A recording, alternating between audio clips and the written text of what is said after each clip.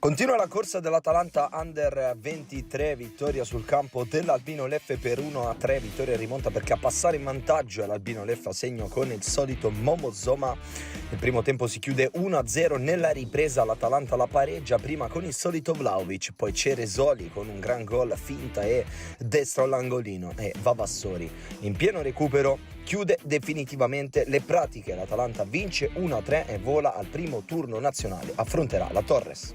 La Gian Erminio vince sul campo del Renate, anche qui vittoria in rimonta perché a passare in vantaggio è il Renate a segno con Michele Cali al minuto 12, poi Nichetti con un super gol pareggia per la Gian Erminio, primo tempo che si chiude così. Nel secondo tempo in pieno recupero Tirelli segna il gol vittoria su un errore di Nobile, finisce 1-2 tra Renate e Gian Erminio che affronterà il primo turno nazionale, il Monopoli.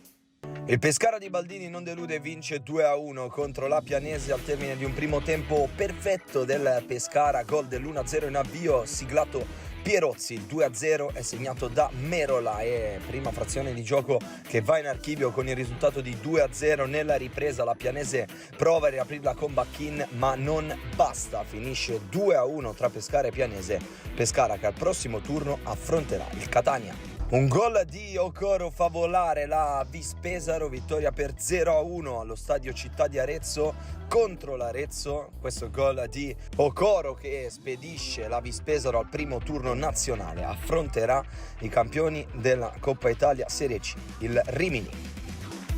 Con tanta sofferenza il Catania vince 1-0 al Massimino contro il Potenza, il gol vittoria dell'esperto Roberto Inglese che nel finale regala la vittoria ai siciliani. Catania che strappa il pass per il primo turno nazionale, affronterà il Pescara.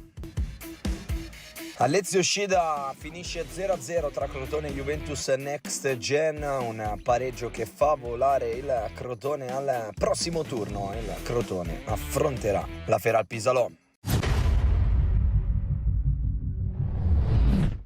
Avete visto dunque i gol che fanno parte della seconda giornata del secondo turno ufficiale dei playoff e il Catania, insomma, vincendo a Potenza, a questo punto vola verso questo primo turno nazionale e giocherà contro il Potenza. A questo punto possiamo partire ufficialmente con la rubrica dedicata appunto ai rossazzurri.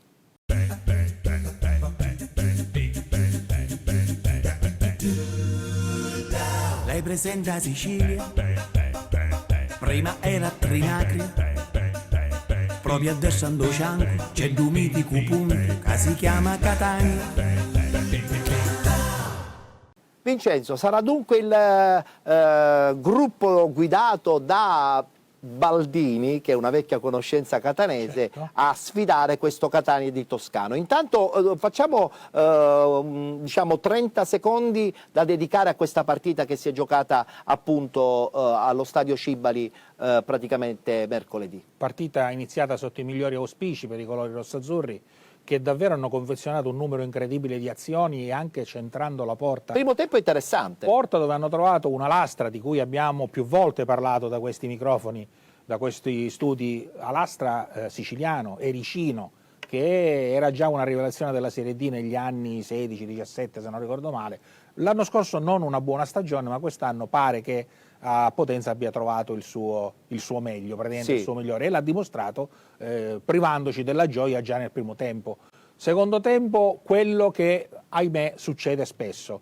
Il Secondo me era una tattica specifica, il Catania arretra, specifica ma del Potenza. A differenza di quello che è successo col Giuliano, c'è una linea di centrocampo che fa da filtro prima della difesa e tutto sommato solo Petrungaro mi sembra riesce a fare l'unico tiro, sì, che poi vero, non sia quello del rigore. È vero, ecco, è vero. Quindi bel contenimento, azione, piano di mister Toscano perfettamente riuscito. Rigore che può cambiare l'esito della gara, ahimè, a sfavore del Catania. Rigore che ci stava, tra l'altro. Ci stava perché dal regolamento è impeccabile, il VAR stesso ne ha dato conferma, questo VAR che finalmente gira.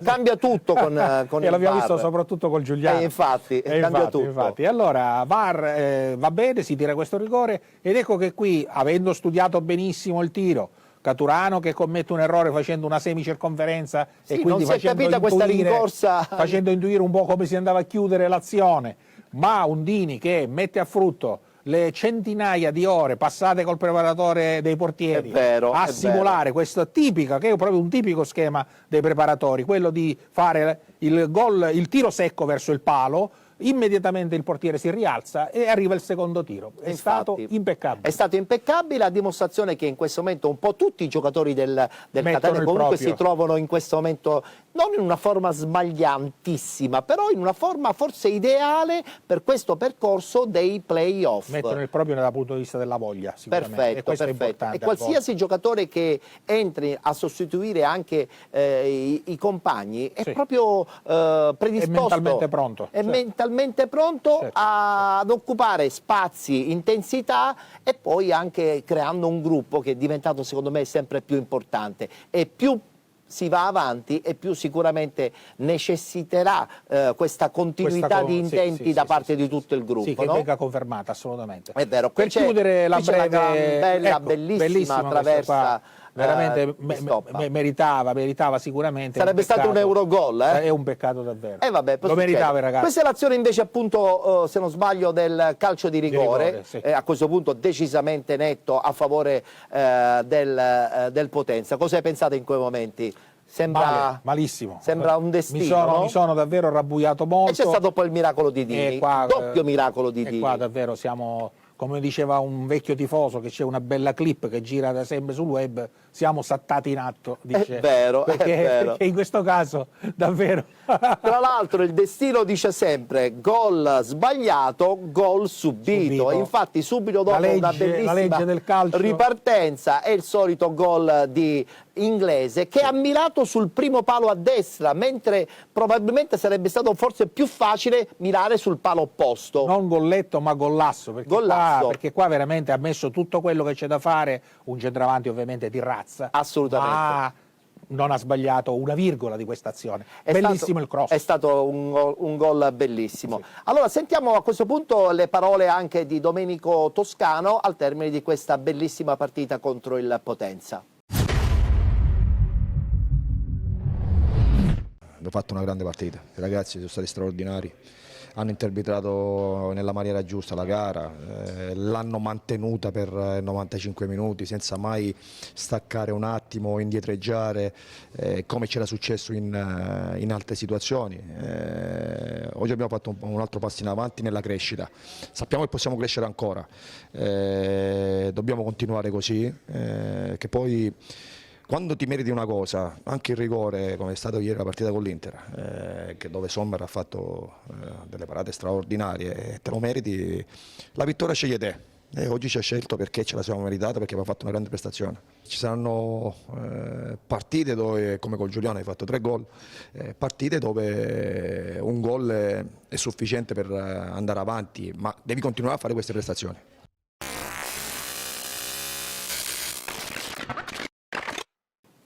Beh, diciamolo pure, Toscano molto fiducioso e molto contento perché la squadra ha risposto sul campo a quelle che erano un po' i suoi dettami tattici, soprattutto nel primo tempo. La sofferenza nel secondo ci può pure stare, poi arriva il colpo di fortuna che è fondamentale perché, come dice Toscano, se l'è meritata questa fortuna e la vittoria arriva puntuale con il gol di Inglese. Quando te lo meriti, meriti la vittoria. Assolutamente. Esatto, è una bella massima. Mi hai detto di Dini, condivido appieno quello che tu hai detto, quando c'è un'intensità soprattutto durante la settimana nella preparazione di ogni singolo giocatore, in modo particolare del portiere, i risultati arrivano. Infatti la grande prestazione di Dini ha confermato che in questo momento anche lo staff tecnico di Toscano è certamente sul pezzo, come si suol dire. È bello. Sentiamo le parole di Dini al termine della partita.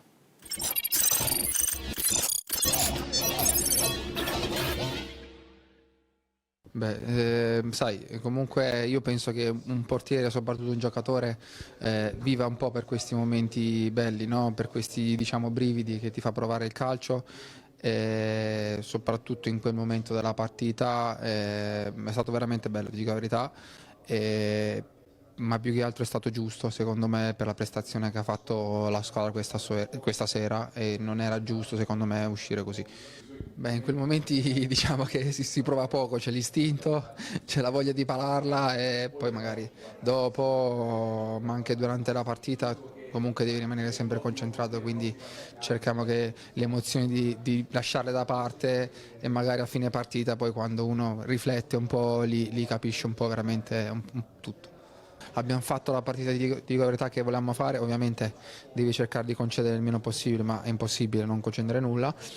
Purtroppo la palla non voleva entrare questa sera, può capitare una partita del genere, e queste, diciamo, come dico io, sono le partite più pericolose, perché magari produci tanto e rischi poi alla fine di capitare quello che di far capitare ciò che non deve capitare, però alla fine è stato giusto così portare a casa il risultato e alla fine il passaggio del turno. Ho visto comunque una squadra sempre in crescendo, soprattutto lo spirito. Alla fine non è tanto il campo, il gesto tecnico eccetera, ma è lo spirito di squadra, quello che dallo spogliatoio poi porti in campo, che ti fa arrivare fino in fondo, ti fa vincere i campionati, ti fa sentire forte e ti fa vincere le partite. Compattezza, c'è questa voglia di migliorarsi giorno dopo giorno, di non mollare, di lottare su ogni palla e di fare ciò che comunque ci diciamo là dentro, e penso che comunque si veda che siamo tutti sulla stessa barca e tutti vogliamo portare la barca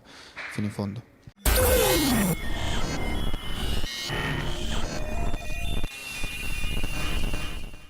Vincenzo, si riparte dunque da questa bella determinazione anche di Andrea Dini?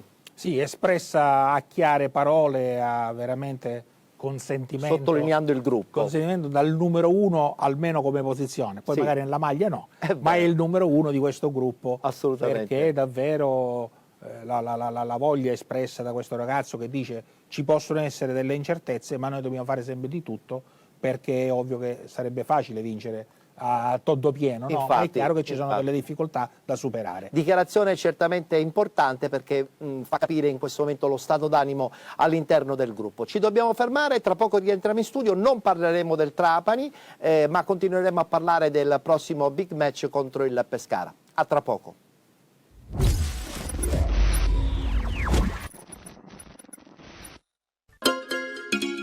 Benvenuti da Giada Immobiliare.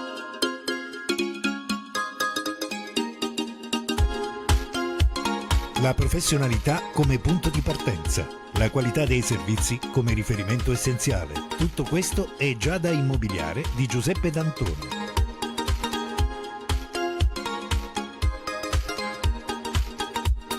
Servizi di compravendita ed affitti, supporto per concessioni mutui e consulenza finanziaria, ed inoltre assistenza a partecipazione ad aste giudiziarie e consulenza tecnico-legale. Giada Immobiliare, via Etnea 734, Catania. Info 095 61 74 981 oppure 095 61 74 973. Visita il sito con le nostre proposte www.giada-immobiliare.it. Giada Immobiliare, insieme a te per comprare e vendere.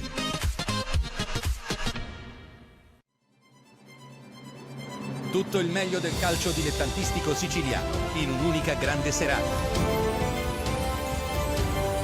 Il galà del calcio nostrano va in passerella con la premiazione dei migliori dirigenti, i migliori tecnici, i migliori atleti della stagione calcistica.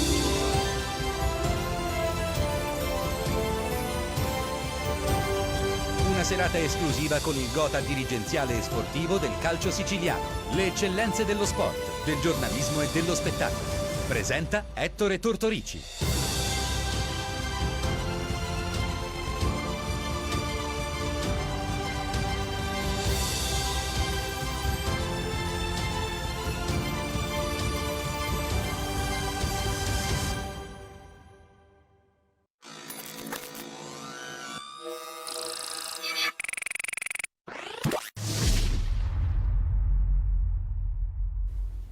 Eccoci rientrati in studio dopo il primo spazio pubblicitario. Continuiamo a parlare di questo big match contro il Pescara che si giocherà domenica sera alle 20. E sarà una partita che tra l'altro sarà trasmessa anche in contemporanea su Rai Sport in diretta, quindi a dimostrazione insomma di una partita importante. E a dimostrazione del bel colore che ci sarà dalle telecamere Rai. Certo. Suppongo che stavolta ci sarà veramente lo stadio pieno. Indubbiamente. O quasi, voglio dire. Il Pescara che praticamente viene da una vittoria importante in casa contro la squadra della Pianese, ha vinto 2-1, ci guardiamo il servizio.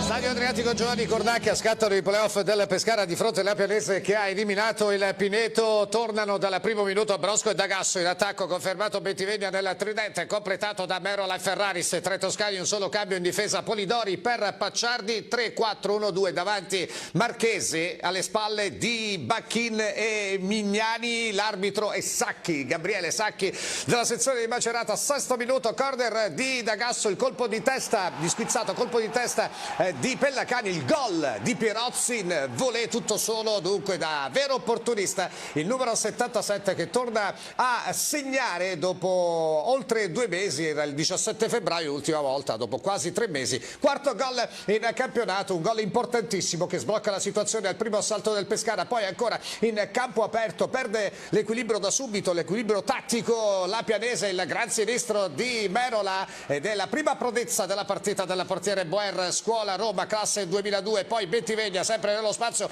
per Merola, occhi negli occhi, faccia a faccia con Boer che lo ipnotizza. Siamo al 15esimo e sono già 3 palle gol, compresa la rete di Pierozzi. Colpo di tacco, qui si addormenta Ercolani, altro recupero pall'alto di D'Agasso, anzi di Valzania, il sinistro di Merola, un sinistro chirurgico, nulla da fare per l'estremo difensore della Pianese Boer. 16esimo minuto, nel corso del primo tempo il 10° gol in stagione per Davide Merola, terza rete consecutiva in altrettante partite. Rivediamo ancora una volta la pressione alta, prima di Moruzzi, poi di Valzania, un po' troppo morbidi i difensori della Pianese che sono stati puniti da Merola. Poi ancora c'è D'Agasso che si gira il suo sinistro, il palo che salva la porta difesa da Boer, l'assist era stato in questo caso di Merola. Guardate qui come giocano in campo aperto, una sorta di 3 contro tutti praticamente i giocatori del Pescara, dunque molto sbilanciata la Pianese.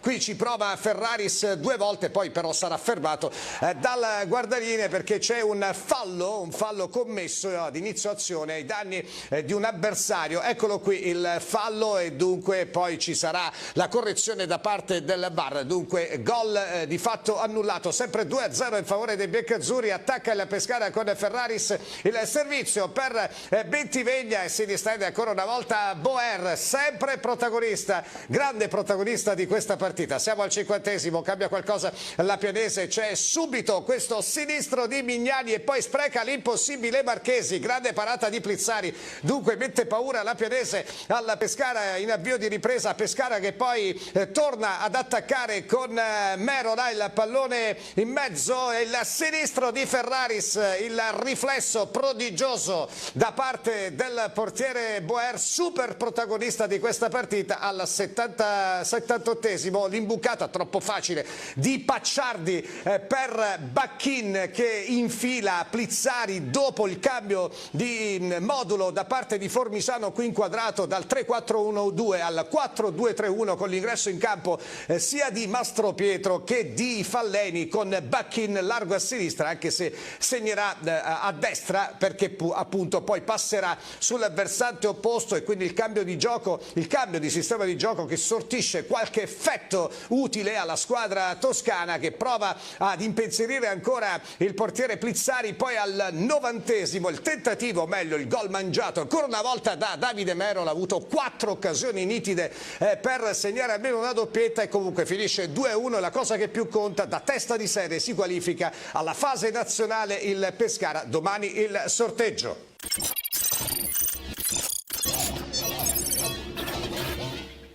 sorteggio che è già avvenuto, perché infatti giocherà contro il Catania. Che impressione ti ha dato questo Pescara? Pescara forte, soprattutto in avanti vedo che sono di un'intensità impressionante. Non ci gischiano, palla al piede immediatamente vuol dire tiro. Questo vuol dire che bisogna avere doppia attenzione al centrocampo, ma soprattutto il reparto difensivo. Qua bisogna partire sicuramente bene dal centrocampo, stancando, sfiancando, in modo da non arrivare limpidi nella Abbiamo corsa. bisogno di corridori, secondo me, perché loro fanno girare moltissimo la palla, all'altra parte è un po' anche la mentalità delle squadre di Baldini, ma la cosa che bisogna fare sempre molta attenzione è soprattutto il reparto d'attacco, quindi la nostra difesa dovrà essere veramente guardinga su ogni palla.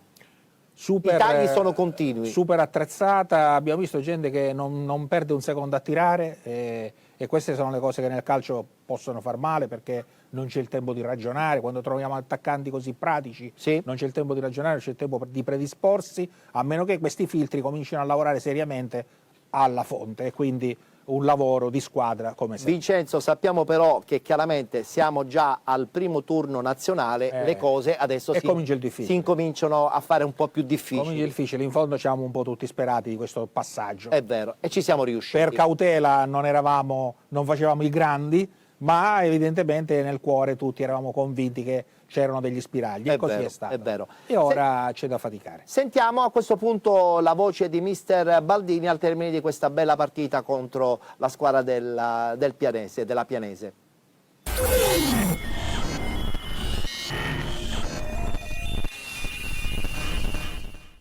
Ma il primo quarto d'ora del secondo tempo la squadra era ancora in palla. Dopo, diciamo che finché la partita davanti hanno corso, la partita era a senso unico.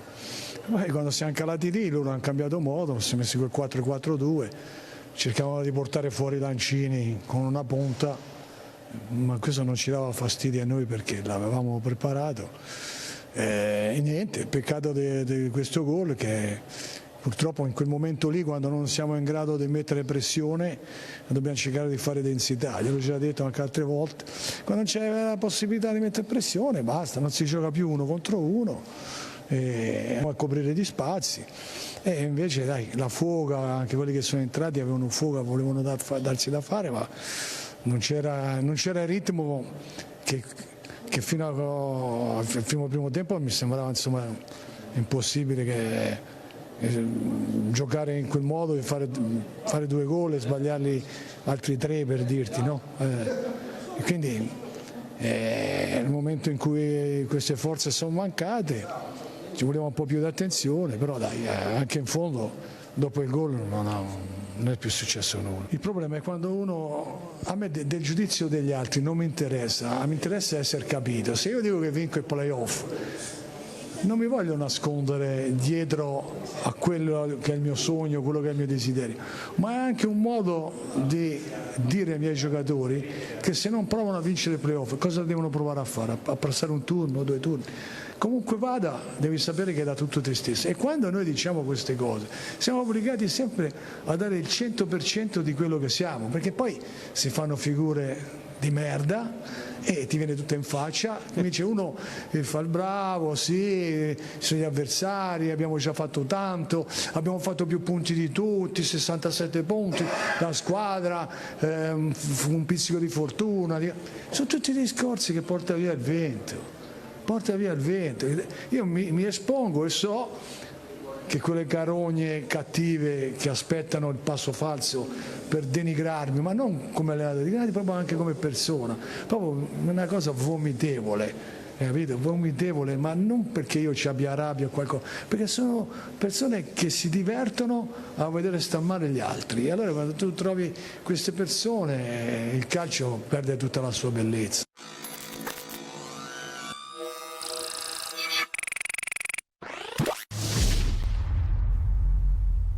La schiettezza di Baldini, però ci piace. Un mister diretto, che non le manda a dire così. Si pone in prima persona, per carità, e quindi quando si parla in prima persona evidentemente è un condottiero, è un capitano. E tutto questo spesso e volentieri dà fastidio, no? Dà fastidio. Perché l'ha molti fatto capire alla fine. Lo ha Mi sottolineato. aspettano al primo passo falso. Lo aspettano al primo Hai ragione, passo sì, falso, sì, però sì. è anche vero che quest'anno a Pescara credo che abbia veramente disputato una bellissima stagione, non per niente sarà eventualmente testa di serie. A tutti gli effetti. Anzi, al momento è la migliore, al migliore. momento entreranno le terze, Certo. quindi chi delle terze in questo primo turno è diventata testa di serie per il miglior la migliore, perché piazzamento. quarta è migliore tra le quarte. Infatti. Che ha visto anche delle vittime illustre, no? Il discorso delle quarte, non sono passate tutte. È vero, quindi, è vero. ancora una volta la legge del taglione. La legge del calcio. Nei primi due turni c'è. Se mister Baldini è assolutamente fiducioso comunque anche della partita che giocherà a Catania e soprattutto della partita interna che li vedrà di nuovo scontrarsi mercoledì prossimo, certamente un po' più con le pinze il presidente del Pescara, che ha un po' di paura di arrivare a Catania davanti a 20.000 persone. Sentiamo la sua voce.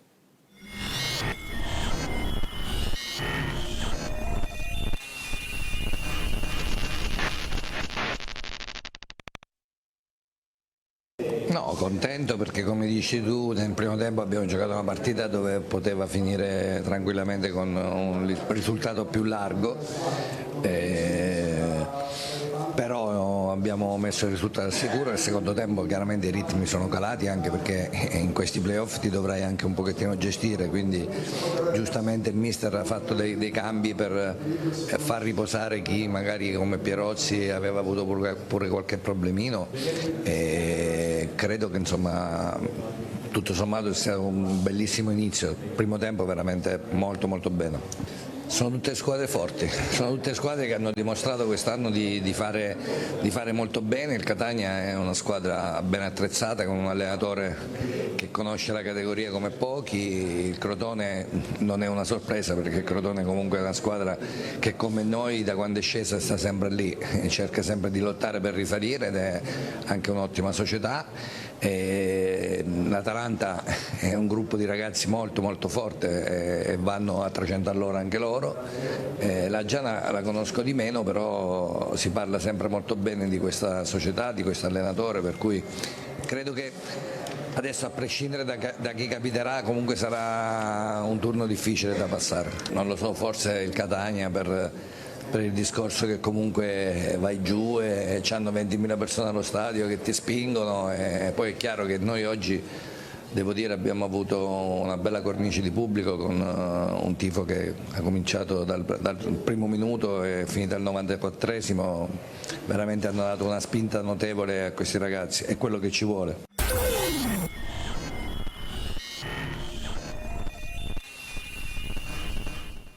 Il presidente dunque del Pescara è cosciente che venire a giocare a Catania è una partita da playoff, è una partita da prendere con le pinze, perché i 20.000 che spingono la squadra chiaramente sono un avversario non di poco conto. Fattore pubblico tenuto sempre in alta considerazione.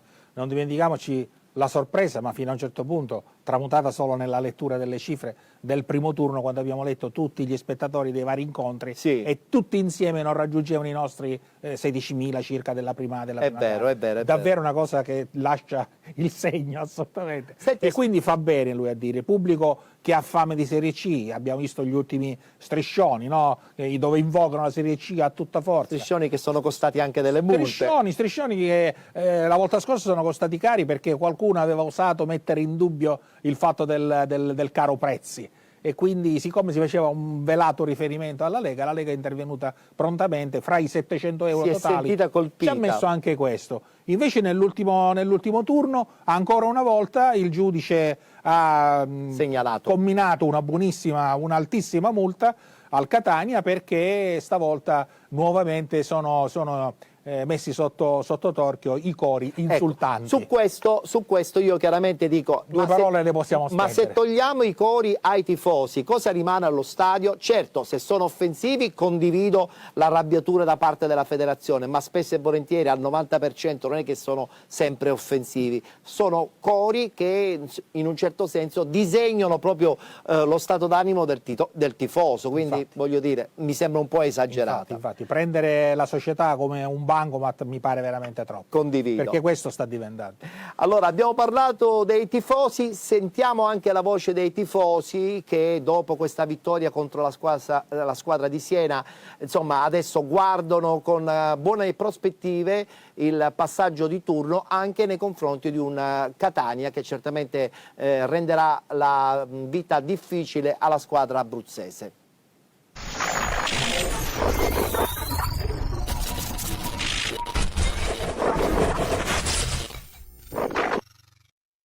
Bella partita, un primo tempo importante del Pescara, un secondo tempo un po' più rilassato, però l'importante è la vittoria. Ce l'abbiamo fatta. Bene, bene, bene. È andata abbastanza bene, meglio nel primo tempo probabilmente, poi giustamente Pescara era più pronto fisicamente visto che gli avversari hanno giocato 3 giorni fa. Potevamo chiuderla prima, bene però il passaggio del turno. Bellissimo primo tempo, il secondo ci siamo fermati, però è tornato il Pescara di inizio campionato. Bene. È una partita incredibile, il Pescara ha fatto un ottimo gioco, il primo tempo strepitoso, il secondo tempo un po' meno, abbiamo subito pure gol, però la grinta, la voglia di questa squadra promette bene. Il primo tempo credo che potevamo fare sicuramente almeno un altro gol, se non 2. Poi abbiamo sofferto, diciamo, solo alla fine, però una buona prova, non dico che il Pescara dell'andata, ma ci fa ben sperare. È stato bravo il Pescara. Bellissima partita, dovevamo fare più gol inizialmente, poi dopo abbiamo sofferto un po', però è andata bene così. Primo tempo perfetto, secondo tempo un po' in difficoltà, si soffre, la squadra fa fatica a fare una partita di contenimento, questo è il pensiero. Sicuramente giochiamo mercoledì in casa, quindi adesso che dire? Possiamo dire che abbiamo ritrovato un Pescara delle vecchie glorie. Speriamo che il sorteggio ci capita qualche squadra che ce la possiamo giocare fino in fondo, fino alla fine dei playoff.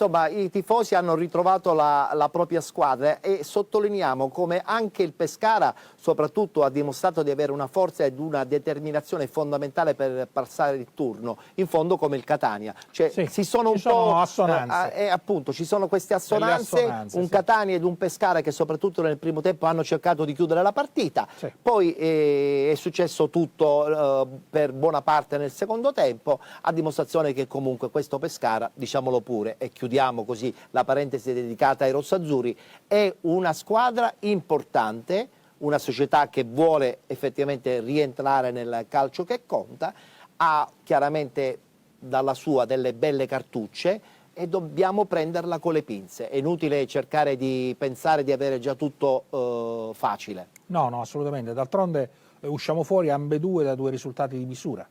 1-0 noi, 2-1 loro, sì. Scarto minimo, quindi questo è lo specchio di una situazione che sarà difficilissima da portare avanti, ma non per questo impossibile. Il Catania visto, può sicuramente dare spettacolo, ancora aspettiamo che l'estro di Menez si liberi definitivamente, Stoppa già ci ha messo del suo, si potrebbe ricreare quella linea magica in quel momento difficile che era Stoppa Menez inglese, abbiamo vissuto un momento difficile, siamo rimasti a galla grazie a loro, sicuramente, è vero. Ma oggi, visto che in tanti sono tornati a dare il loro massimo, grazie a Dio, tutti devono e possono fare di più. Chiaramente mancherà Lunetta e ancora niente. Guglielmotti probabilmente il mister non lo vede. Andrà sempre in panchina, ma evidentemente ancora temono che qualche scatto di troppo possa pregiudicare anche volendo il proseguo dei playoff. Esatto. Per chiudere veramente, quale può essere il giocatore che farà la differenza nella partita interna contro il Pescara? Interna secondo me sempre inglese. Sempre inglese, quindi puntiamo tutto direttamente sul bomber. Ma poi ora è magico, cioè praticamente questo fatto che lui alla fine della gara trova il coniglio dal cilindro mi rassicura tantissimo. E trova per chiudere, la posizione giusta per dove arriva il pallone. Quindi evidentemente la conferma delle grandissime qualità del bomber rossazzurro. Ci dobbiamo fermare, ultima pausa e poi chiuderemo subito con il Messina Calcio.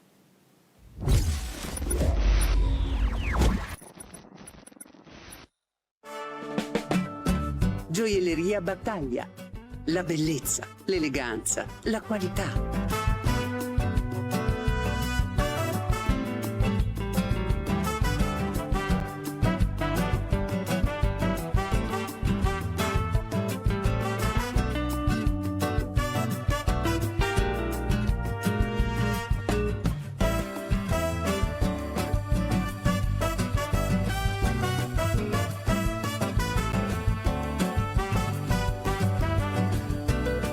Gioielleria Battaglia.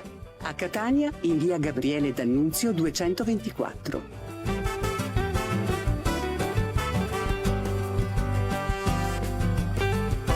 Perché da noi un dono è per sempre. Seguici anche su Facebook.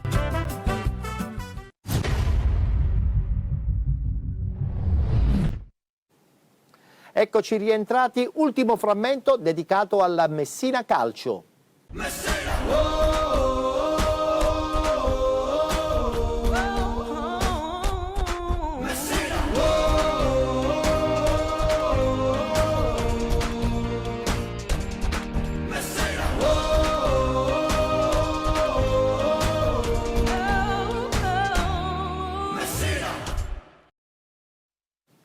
Siamo quasi in chiusura, guardiamoci e sentiamoci il servizio dedicato a questo Messina che si presenta domenica ai nastri di partenza di questi play-out, certamente con dalla sua una determinazione che poche squadre possono avere in questo momento. Giocheranno contro il Foggia. Sentiamo il servizio.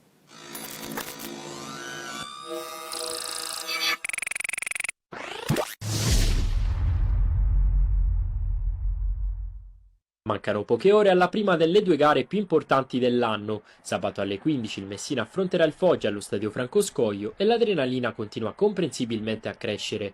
Contestualmente ad essa sale anche il numero dei biglietti venduti che con ogni probabilità nella giornata di sabato si tradurrà in un sold out. Oggi pomeriggio al Marullo a partire dalle 15:30 il preannunciato allenamento a porte aperte, un nuovo assaggio prima del match di sabato del calore e dell'affetto da parte dei tifosi nei confronti dei calciatori. Loro unici protagonisti insieme a chi ha costruito questo gruppo ed è rimasto al timone tra le mille avversità, il direttore sportivo Domenico Roma, di una cavalcata che a prescindere da tutto rimarrà per sempre nelle memorie di chi tiene a cuore questo club. Dall'appuntamento interno il primo dei due spareggi play-out validi per la salvezza passerà buona parte del futuro del Messina, che ha bisogno di chiudere il doppio confronto con un gol in più dell'avversario per avere la meglio in virtù del miglior piazzamento in classifica dei pugliesi, così da mantenere il campionato di Serie C. In un incrocio che sarà ben diverso rispetto a quello della regular season di poche settimane fa, che ha visto i giallorossi uscire corsari dallo Zaccheria, in un crocevia fondamentale per la rincorsa ai play-out. Questa volta però ci si gioca tutto e si dovrà tentare di non rendere vani tutti gli sforzi e i sacrifici messi sul campo nel corso dell'ennesima tribolata stagione sportiva. Ultime sedute fondamentali per Mister Gatto per sciogliere i dubbi relativi a condizioni fisiche e aspetti tattici in vista della partita. A tal proposito sembra ormai cosa certa il forfait di Gianfi, con Averi pronto a prendere il suo posto sull'out mancino, mentre per Dell'Aquila in grosso le valutazioni definitive saranno effettuate alla vigilia. Certo è che nei prossimi 10 giorni servirà il massimo apporto di tutti gli interpreti che prenderanno parte al doppio confronto per raggiungere il traguardo e lasciare il segno nella storia del Messina.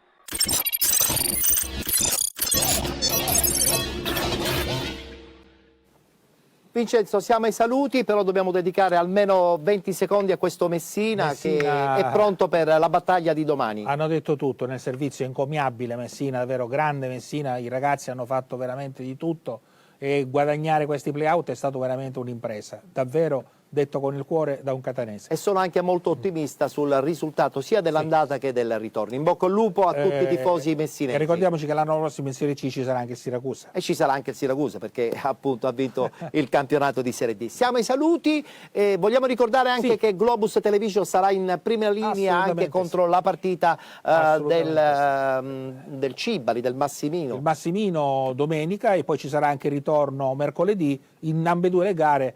la troupe, i giornalisti di Globus Sport sicuramente daranno la loro versione dei fatti, di quello che vedremo sia al Massimino sia a Pescara per questo importantissimo primo turno dei playoff nazionali. Quindi sintonizzatevi sulle solite frequenze e seguiteci Studio Stadio. Perfetto, vi ricordo che le frequenze di Globus Television sono soprattutto sul canale HBBTV, sul canale 15 del digitale terrestre. A che ora inizierà la trasmissione? 19:30 perché il fischio d'inizio è per le 20. È per le 20. Sì. Bene, abbiamo chiuso qui la nostra puntata odierna di Stadium Sicilia. Per quel che ci riguarda vi diamo appuntamento sicuramente a venerdì prossimo, sperando di continuare anche nei prossimi venerdì di raccontare ancora chiaramente il percorso soprattutto delle squadre siciliane. Grazie a Vincenzo Lacorte. Grazie Ettore e buonasera a tutti. Noi ci vedremo chiaramente la prossima settimana puntuali, venerdì alle 15:20 sul canale 15 del digitale terrestre di 7 Gold. Grazie per essere stati con noi.